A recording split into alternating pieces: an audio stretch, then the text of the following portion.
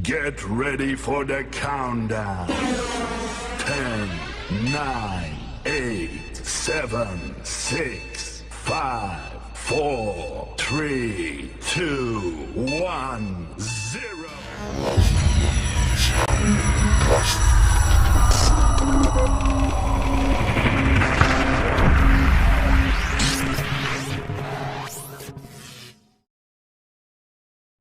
Assalamualaikum warahmatullahi wabarakatuh. Selamat pagi, salam sejahtera bagi kita semua. Perkenalkan, nama Ibu adalah Melisa. Ibu adalah guru kimia di SMA Negeri 1 Rantopulung. Di sini Ibu akan menjelaskan mengenai materi asam basa melalui percobaan praktikum sederhana yang nantinya bisa kalian praktekkan di rumah masing-masing. Nah, sebelum Ibu lanjut ke praktikum, Ibu akan menjelaskan sedikit mengenai konsep dasar materi asam basa ini. Nah, asam basa itu sendiri adalah zat kimia yang terdapat di kehidupan sehari-hari. Buah yang sering kita makan itu biasanya banyak yang mengandung sifat atau senyawa asam. Contohnya adalah jeruk. Nah, jadi di dalam buah jeruk itu terdapat senyawa yang bersifat asam. Sedangkan basa adalah banyak kita jumpai manfaatnya di dalam kehidupan sehari-hari. Contohnya adalah natrium hidroksida atau NaOH. Jadi NaOH itu adalah bahan baku untuk pembuatan pembersih rumah tangga. Contohnya seperti sabun, deterjen, sampo, dan lain-lain. Jadi di dalam sabun itu terdapat senyawa yang bersifat basa. Seperti itu. Nah, jadi bagaimana caranya kita jika ingin membedakan suatu larutan itu bersifat asam atau basa? Nah, caranya adalah dengan menggunakan indikator yang namanya adalah indikator asam basa. Apa itu indikator? Nah, indikator adalah suatu zat yang memberikan perubahan warna jika di dalam larutan asam atau di dalam larutan basa. Indikator adalah suatu zat yang memberikan perubahan warna jika di dalam larutan asam atau di dalam larutan basa. Indikator asam basa itu ada dua. Yang pertama adalah indikator buatan. Nah, indikator buatan yaitu contohnya adalah kertas lakmus. Nah, kertas lakmus itu ada dua. Ada kertas lakmus merah dan ada kertas lakmus biru. Nah, cara penggunaannya bagaimana? Cara penggunaan cukup sederhana. Nanti kita akan praktekkan di dalam praktikum yang akan kita praktekkan. Caranya cukup dicelupkan ke dalam suatu larutan, amati perubahan warnanya. Nah, jika dia larutan asam, lakmus merah akan tetap berwarna merah, lakmus biru akan berubah menjadi warna merah. Itu dia kalau dicelupkan ke dalam larutan asam. Sedangkan jika dia larutannya bersifat basa, maka lakmus merah berubah menjadi warna biru, lakmus biru tetap berwarna biru. Jadi cara mudah mengingatnya seperti ini. Larutan asam identik dengan perubahan warna merah, sedangkan larutan basa identik dengan perubahan warna biru. Oke. Nah, selanjutnya ada indikator yang kedua yaitu indikator alami. Yang namanya indikator alami yaitu berasal dari tumbuhan atau tanaman yang ada di sekitar kita. Nah, tapi tidak semua tumbuhan atau tanaman bisa dijadikan indikator alami. Hanya tumbuhan atau tanaman yang berwarna yang bisa dijadikan sebagai indikator asam basa. Nah, tumbuhan atau tanaman yang berwarna itu harus menunjukkan perubahan warna jika di dalam larutan asam ataupun di larutan basa. Jadi di sini nanti praktikumnya Ibu ada air kunyit. Kita akan membuktikan, kan ini air kunyit berwarna ya, berwarna kuning atau jingga gitu ya. Jadi kita akan buktikan apakah kunyit ini bisa dijadikan sebagai indikator alami atau tidak. Oke, sekarang langsung saja kita akan lakukan praktikum sederhana yang Ibu harapkan kalian bisa mempraktekannya di dalam rumah kalian masing-masing dengan larutan seadanya yang bisa kalian jumpai. Oke? Di sini alat dan bahan yang Ibu gunakan. Untuk bahannya sendiri ada 10 larutan yang Ibu akan identifikasi apakah dia termasuk larutan asam, basa atau netral. Nah, netral di sini berarti dia tidak asam dan tidak basa. 10 larutannya, 3 diantaranya adalah larutan kimia yang ada di laboratorium dan 7 diantaranya adalah larutan yang bisa kita jumpai di kehidupan sehari-hari. Di sini ada air sabun, kemudian larutan garam, kemudian cuka dapur, ada larutan gula, air kapur, kemudian air jeruk nipis dan air mineral kemasan. Nah, untuk larutan yang ada di laboratorium yang Ibu gunakan adalah asam klorida, natrium hidroksida, dan etanol. Gitu ya. Nah, sebelum kita melakukan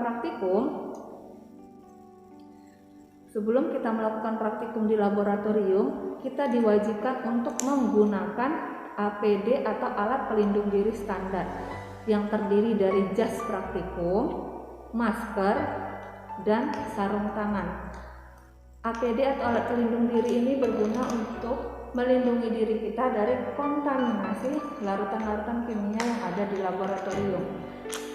Jadi ketika kalian nanti praktikum di laboratorium kimia, kalian diwajibkan untuk menggunakan alat pelindung diri standar. Oke.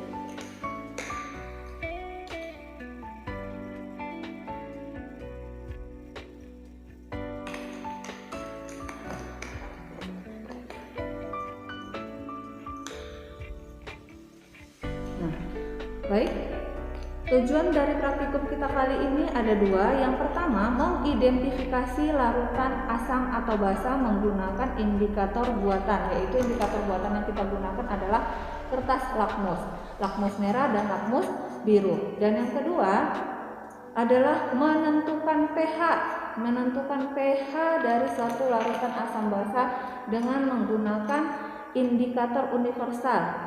Indikator universal itu bentuknya seperti ini. Ini namanya adalah indikator universal. Nah, kegunaannya untuk apa? Kegunaannya adalah untuk menentukan pH dari suatu larutan asam atau basa. Cara penggunaannya cukup diambil 1 helai indikator, kita celupkan ke dalam suatu larutan, kemudian kita amati perubahannya, kemudian kita cocokkan dengan standar warna yang ada di indikator universal. Ketika sudah disesuaikan, maka kita akan tahu berapa pH dari suatu larutan tersebut. Jika pH-nya kurang dari 7, maka larutan tersebut bersifat asam. Jika pH lebih dari 7, maka larutan tersebut bersifat basa. Jika pH sama dengan 7, maka larutan bersifat netral. Jadi seperti itu. Jadi kita bisa mengidentifikasi suatu larutan tersebut bersifat asam atau basa bisa dengan menggunakan indikator alami, indikator buatan, dan dengan penggunaan pH universal atau indikator universal. Oke, langsung saja. Tujuan dari praktikum kita tadi adalah mengidentifikasi asam basa dengan menggunakan indikator buatan, kemudian dengan menggunakan pH indikator universal. Oke, langsung saja kita akan melakukan praktikum sederhananya. Di sini ada 10 bahan yang sudah Ibu sebutkan tadi. Pertama, sediakan dulu alat atau bahannya. Alat di sini yang Ibu gunakan adalah wadah untuk tempat berbagi larutan. Di sini Ibu menggunakan alat yang ada di laboratorium yang itu namanya adalah gelas kimia. Di sini ada gelas kimia berukuran 50 ml dan ada gelas kimia yang berukuran 100 ml. Ini adalah namanya gelas kimia. Setelah menyiapkan wadah, kemudian masing-masing wadah itu diberi label. Diberi label sesuai nama dari larutan yang ada di dalamnya. Jika kalian ingin mempraktikkannya di rumah, wadah yang kalian gunakan cukup dengan menggunakan kemasan air mineral kosong atau wadah lain yang bisa mudah kalian gunakan untuk tempat atau wadah sebagai larutannya. Nah, selanjutnya setelah diberi label masing-masing, kemudian kita akan mengidentifikasinya dengan kertas lakmus. Dengan kertas lakmus, caranya bagaimana? Caranya cukup sederhana. Pertama, kita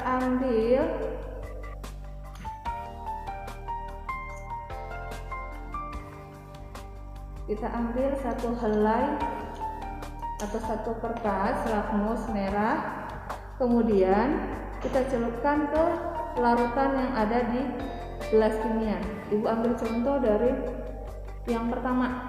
Yang pertama ini adalah air sabun. Nah, ini ada kertas lakmus merah, kita celupkan dan kita amati perubahan warnanya. Tidak perlu lama-lama, hanya sekitar 5-10 detik. Nah, sudah berubah ya warnanya.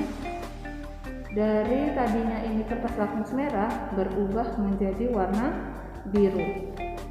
Lakmus merah berubah menjadi warna biru. Sedangkan lakmus birunya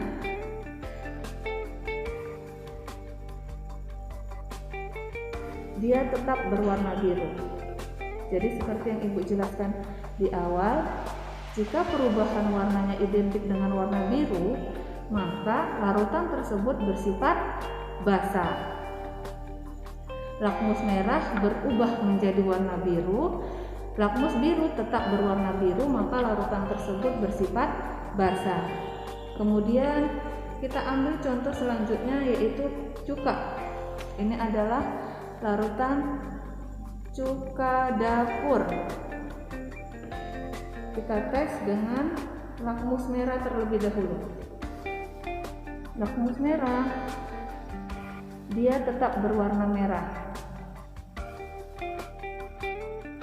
sedangkan lakmus biru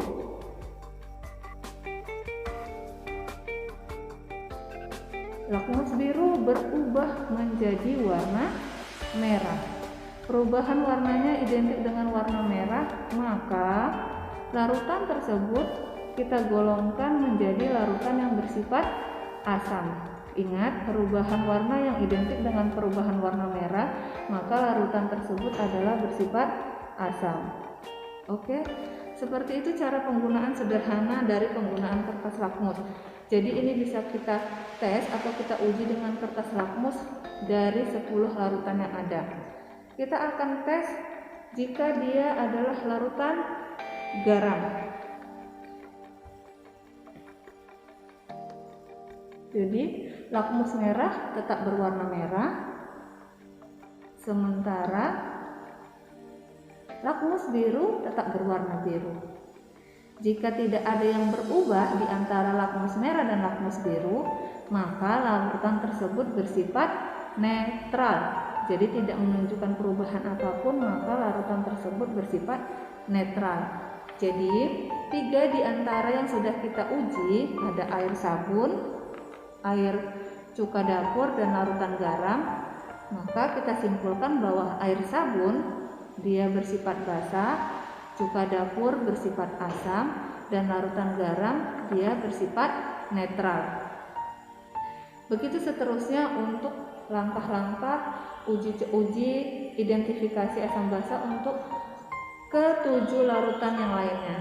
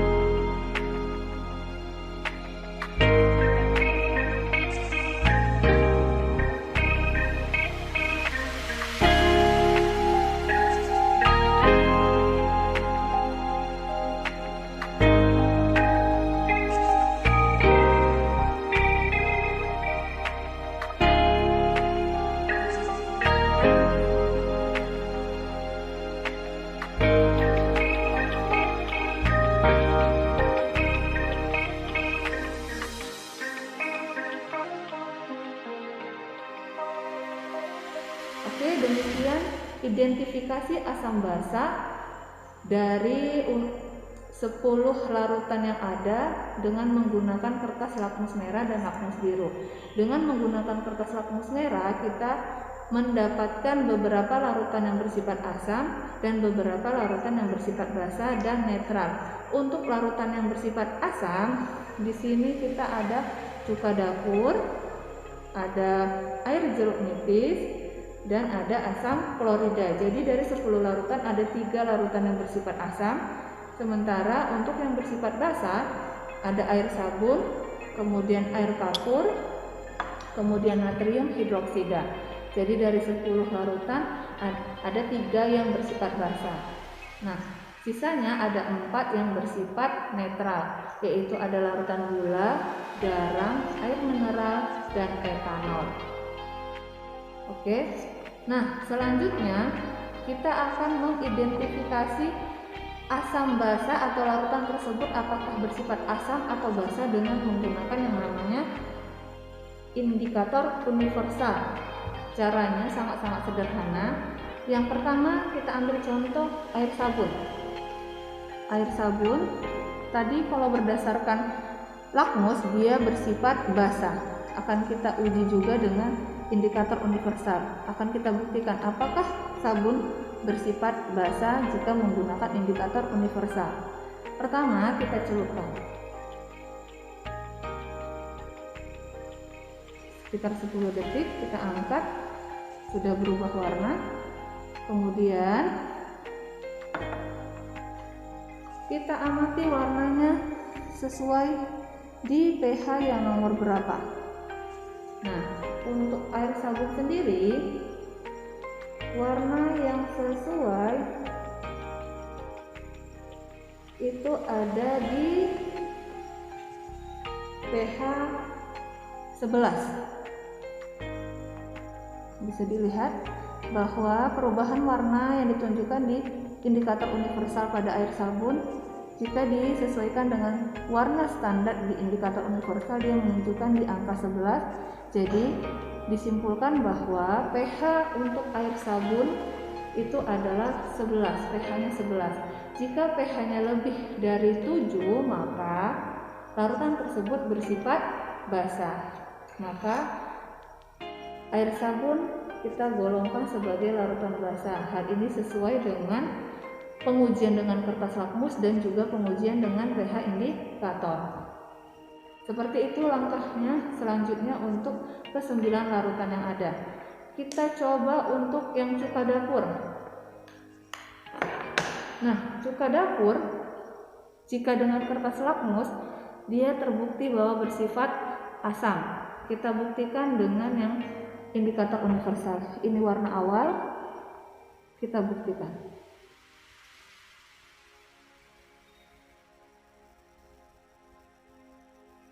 Nah, ini perubahan warnanya.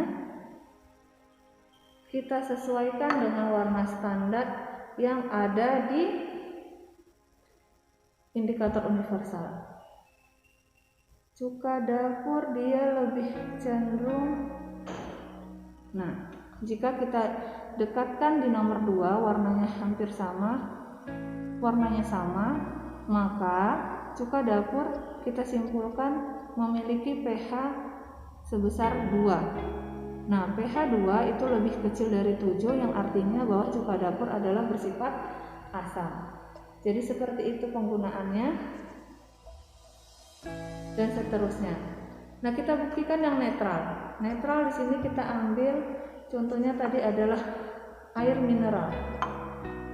Air mineral jika dengan kertas lakmus dia terbukti bahwa bersifat netral karena tidak menunjukkan perubahan warna apapun di kertas lakmus merah maupun yang biru. Kita buktikan dengan yang indikator universal. Ini air mineral.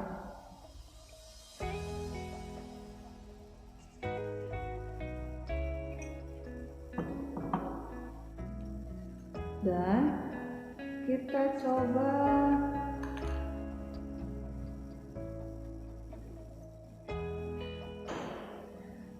jika kita sesuaikan dengan warna standar, maka warna yang tertera adalah lebih sesuai dengan pH yang 7. Jadi pH sama dengan 7, maka larutan tersebut bersifat netral. Oke, demikian cara menggunakan indikator universal untuk identifikasi asam basa. Nah, selanjutnya indikator alami. Indikator alami yang Ibu bilang tadi bahwa indikator alami berasal dari tanaman atau tumbuhan yang memiliki warna yang mencolok. Dan syaratnya dia bisa dijadikan indikator adalah bahwa dia menunjukkan perubahan warna jika di larutan asam ataupun di larutan basa. Di sini Ibu ada tanaman kunyit. Kita tahu bahwa tanaman kunyit memiliki warna yang mencolok seperti ini. Nah, kita akan uji apakah kunyit ini bisa dijadikan sebagai indikator alami atau tidak dalam mengidentifikasi asam basa. Caranya bagaimana? Kita sediakan 2 wadah. Kita tuang masing-masing larutan kunyit ke dalam wadah.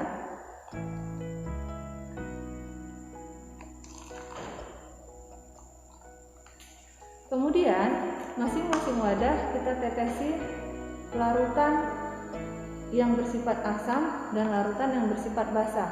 Dari identifikasi kertas lakmus tadi kita dapatkan bahwa air jeruk dia bersifat asam, sedangkan air kapur bersifat basa. Maka di wadah yang pertama, wadah air kunyit yang pertama, kita teteskan sedikit air jeruk nipis. Yang kita tahu bahwa air jeruk nipis tadi itu bersifat asam. Oke. Selanjutnya yang wadah yang kedua kita tetesi air kapur.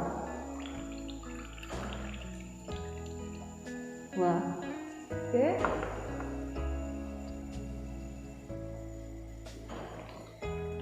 Nah, di sini jelas ya bahwa air kunyit langsung menunjukkan perubahan warna jika di dalam larutan asam dan di dalam larutan basa. Di larutan basa dia berubah menjadi warna kecoklatan atau kuning kemerahan, gitu ya, kuning kemerahan atau warna kuning kecoklatan seperti ini. Nah, sedangkan di larutan yang pertama atau yang ditetesi jeruk nipis, dia warnanya tetap kuning, sementara di larutan yang basah yang ditetesi air kapur, dia langsung berubah warna menjadi lebih gelap. Ini menunjukkan bahwa air kunyit bisa dijadikan indikator alami untuk mengidentifikasi larutan asam atau basa. Kalian bisa mencobanya di rumah dengan larutan atau tanaman atau tumbuhan yang lain yang berwarna, misalnya apa? Bunga kembang sepatu, misalnya kulit manggis atau kol ungu, tapi kol ungu di sini jarang kita jumpai. Maka kalian bisa mencobanya dengan tumbuhan atau tanaman-tanaman lain yang berwarna yang bisa kalian jumpai di sekitar kalian. Kalian bisa membuktikan sendiri apakah tanaman tersebut bisa dijadikan indikator alami untuk mengidentifikasi asam basa. Oke? Nah, sekian praktikum kita kali ini. Jadi praktikum kita kali ini kesimpulannya yang pertama bahwa kertas lakmus sebagai indikator buatan bisa dijadikan untuk mengidentifikasi asam basa. Perubahan warnanya yang terjadi jika di larutan asam, lakmus merah tetap berwarna merah, lakmus biru akan berubah menjadi warna merah. Sedangkan larutan basa, kertas lakmus merah berubah menjadi warna biru dan lakmus biru tetap berwarna biru. Konsepnya atau cara mudah mengingatnya, larutan asam identik dengan perubahan warna merah, sedangkan larutan basa identik dengan perubahan warna biru. Oke, itu dia cara mudah mengingatnya atau konsepnya. Nah, sedangkan yang larutan bersifat netral artinya dia tidak menunjukkan perubahan warna apapun. Lakmus merah tetap merah, lakmus biru tetap berwarna biru.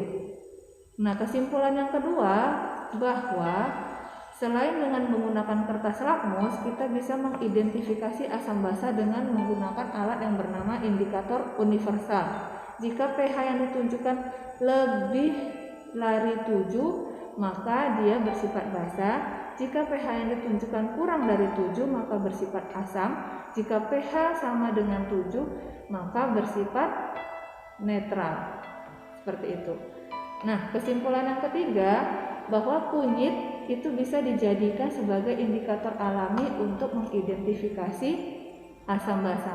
Kenapa? Karena dia menunjukkan perubahan warna jika dilarutkan atau dicampurkan ke dalam larutan basa ataupun ke dalam larutan asam.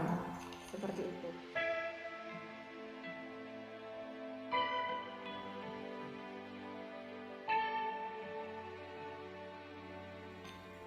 Baik, sekian praktikum kita kali ini mengenai materi asam basa. Semoga apa yang Ibu sampaikan bisa dipahami dan bisa dimengerti oleh semuanya dan menjadi tambahan wawasan kalian mengenai materi-materi kimia.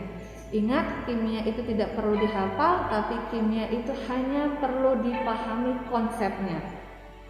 Oke, kimia itu tidak susah. Tanamkan pada diri kalian bahwa kimia itu sangat-sangat mudah dan mengasihkan. Oke, sampai jumpa dan assalamualaikum warahmatullahi wabarakatuh. Selamat pagi semuanya.